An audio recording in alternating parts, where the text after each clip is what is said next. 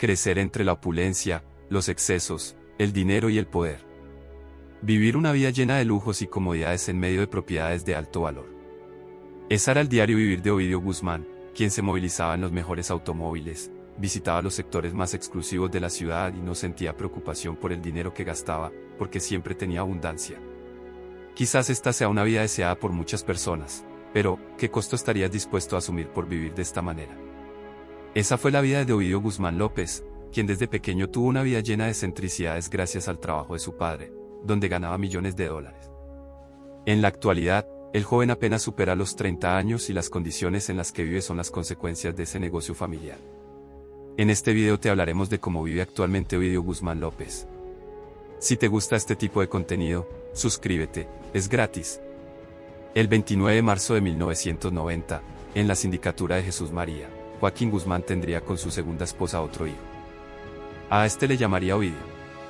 Para la época, JGL se encontraba escalando y tomando posición en el negocio. Por esta razón, sus ingresos económicos eran bastante significativos, cubriendo los gastos y comodidades de todos sus hijos, entre ellos el que acaba de nacer. Ovidio, el ratón, vivía con su madre Griselda López y sus hermanos, pues su padre sería retenido y enviado a Puente Grande en el año 1993, cuando Ovidio apenas se acercaba a los 3 años. JGL seguiría contribuyendo en la formación de sus hijos, aportando económicamente y bajo la sombra de su ejemplo. En este nido familiar se educaron bajo los principios del honor, la valentía y la iniciativa del negocio. Sin embargo, el patriarca también inculcaba, con su vida, una forma de resolver conflictos no tan aceptada para la sociedad, acciones por las cuales se han encontrado un sinnúmero de víctimas inocentes. El Chapo Guzmán solía darle a sus hijos un apodo de cariño con el que los relacionaba con facilidad. A Ovidio le colocó el ratón, pues se dice que desde pequeño era muy sagaz, siempre observando a su hermano mayor, Edgar, a quien su padre le había apodado el Moreno. Este fue dado de baja en mayo de 2008 en la ciudad de Culiacán. El ratón vivía su día a día en la abundancia y, curiosamente, estudiaba en una escuela exclusiva y bajo principios religiosos. Cuando su hermano Edgar fue asesinado, el joven Ovidio apenas tenía 18 años. Algunas fuentes afirman que el Moreno era el indiscutible sucesor del Chapo, astuto y eficaz al momento de operar el negocio. Sin embargo, en hechos confusos, México se cubrió en mayo de 2008 con millones de rosas rojas, y no era por la festividad del Día de la Madre. Esas rosas eran en honor del hijo muerto del Chapo Guzmán. De hecho, hay una anécdota común que para esa fecha las madres se quedaron sin rosas porque todas fueron compradas por el Chapo para despedir a su hijo. Es por esto que, con esos 18 años, Ovidio ya había aprendido cosas de su padre y asumió el rol de su hermano fallecido, empezando a adelantar operaciones en el trasiego de mercancía que le dieron estatus y posición en la organización de su padre. Muchos años estuvo bajo las sombras, trabajando en funciones específicas de la organización de Sinaloa, consolidándose como uno de los líderes de la fracción armada de Los Menores, un brazo ejecutor de Los Chapitos. Ovidio saltó a la portada de todos los medios internacionales cuando el 17 de octubre de 2019 lo capturaron por primera vez.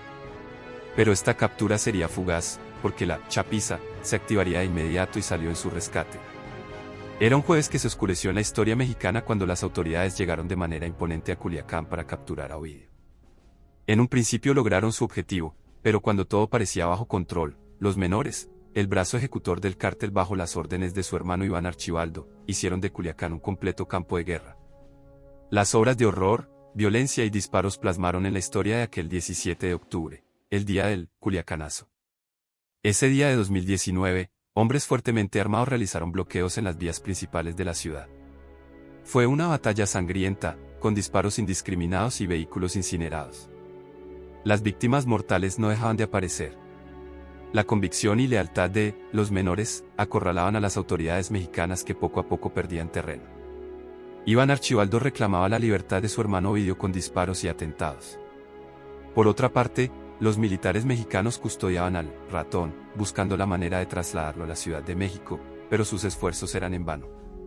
Los Menores tenían el control de todas las salidas aéreas y terrestres de Culiacán, y mientras más pasaban las horas, los militares seguían siendo acribillados en diferentes puntos de la ciudad.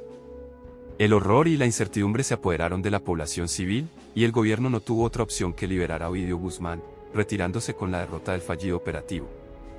Los Chapitos habían humillado grandemente al gobierno mexicano, y Ovidio Guzmán López había saltado a las portadas de los diarios internacionales en todo el mundo, ya siendo reconocido como una cara visible y sucesor del Chapo. 3 años después, el gobierno intentaría nuevamente capturar al ratón. En una operación llevada a cabo el 5 de enero en Culiacán, las autoridades mexicanas lograron capturar a Ovidio Guzmán. La detención ocurrió después de que la Guardia Nacional Mexicana detuviera un convoy blindado en Jesús María, un asentamiento al extremo norte de Culiacán. A pesar de los disparos recibidos, las autoridades lograron identificar a Guzmán como uno de los ocupantes de una de las camionetas.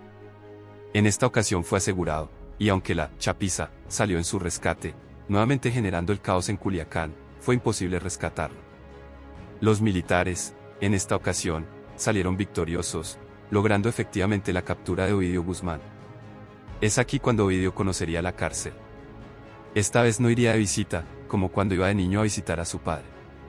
Esta vez ingresaría al Centro de Readaptación Social número 1 del Altiplano en calidad de reo, un cambio en su estilo de vida demasiado brusco, pues pasó de vivir excéntricamente a estar en una celda pequeña con medidas limitadas.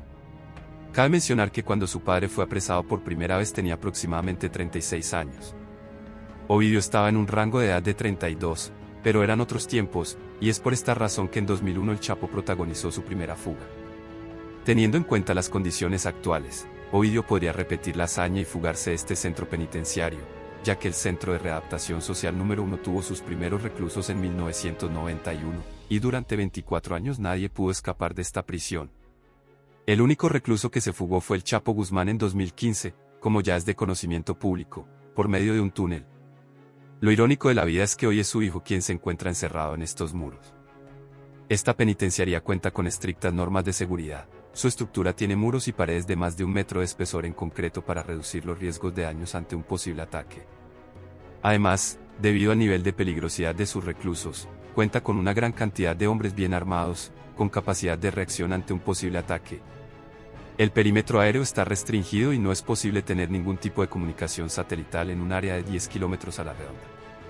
Todos sus muros también tienen bloques de acero para dar mayor consistencia y volverlos impenetrables. Quizá esta sería la razón por la que el Chapo no tocó los muros de las instalaciones del centro penitenciario y buscó la manera de fugarse a través del subsuelo, algo en lo que tenía mucha experiencia con la creación de túneles. Otra de las complicaciones es que los reos tienen muy pocos minutos para respirar aire libre, lo que afecta su salud mental y física. Este cambio en el estilo de vida del joven Ovidio ha marcado un precedente en la historia de los capos de la actualidad, pues se confirma una vez más que las opciones de un traficante de drogas se limitan a terminar muerto, como Edgar Guzmán, o prisionero, como el ratón. Todo parece indicar que Ovidio sería extraditado a los Estados Unidos, pero ¿se realizan estas tradiciones? ¿O creen que Ovidio podría repetir la hazaña de su padre y convertirse en el segundo recluso capaz de escapar del altiplano? Comparte tus opiniones sobre el video en la caja de comentarios. No te olvides de darle like, suscribirte y activar la campanita de notificaciones, para que estés al tanto de nuestro contenido, que semana tras semana se va intensificando. Nos vemos en la próxima. Chao.